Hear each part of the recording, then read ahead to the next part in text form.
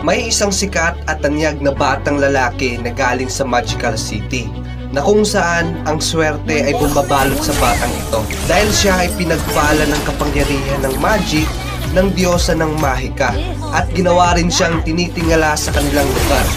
At dahil sa ginawang pagpapala na yon, mabilis na natututunan at na-master ni Harley ang mga bagay lalo na pagdating sa Mahika. Pinaka-interesado siya sa mga bagay gaya ng magic at mga spell, lalo na ang poker at space escape. Lahat ng mga bagay na ito ay ipinagmamalaki niyang mga gawa at ginagamit rin niya ang kanyang magical illusion o space escape para makagawa ng pagtakas at pagbigay niya ng kalituhan sa kalaban habang sila ay nasa labanan. Ang taglay na kakayahan ni Harley sa kanyang Mahika ay namamalagi sa kanyang mga ilusyon at bilis ng mga kamay, na kung saan ginagawa niya ito para maisagawa ang nakakamatay niya na pag-atake sa kalaban.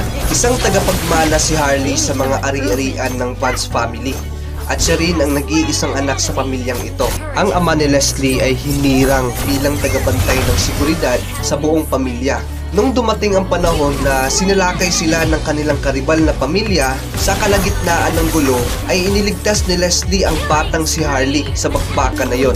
Namatay ang ama ni Leslie, dala na rin sa ginampanan niya na tungkulin sa pamilya na protektahan ito. At dahil dito, nagpapasalamat ang Vance family sa katapangan ng ama ni Leslie at pati na rin sa kanya. Bilang ganti ng Vance family, pinagkaloob ng ama ni Harley ang pagbabantay at pag-aalaga ni Leslie sa kanya. Isang malikot at masayahing bata si Harley. Sinabayan na rin ito ng kanyang talento sa Mahika at si Harley rin ang tagapagsumuno ng kabuluhan sa kanilang pamamahay. Pero sa tuwing naririnig ni Harley ang pangalan ng kanyang ate na si Leslie, dito ay natataranta siya at natatakot.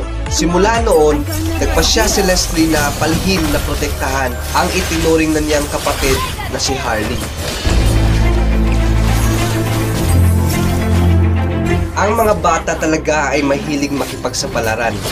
Minsan habang si Harley at ang kanyang mga kaibigan ay aksidente nilang narinig ang patungkol sa sabuatan ng mga Dark Wizard. Dito ay pinuntahan nila ang Enchanted Woodland para manghalughog ng mga ebidensya patungkol sa mga nilalang na ito. At ang layunin nila ay pahintuin ang masasamang ginagawa ng mga grupo.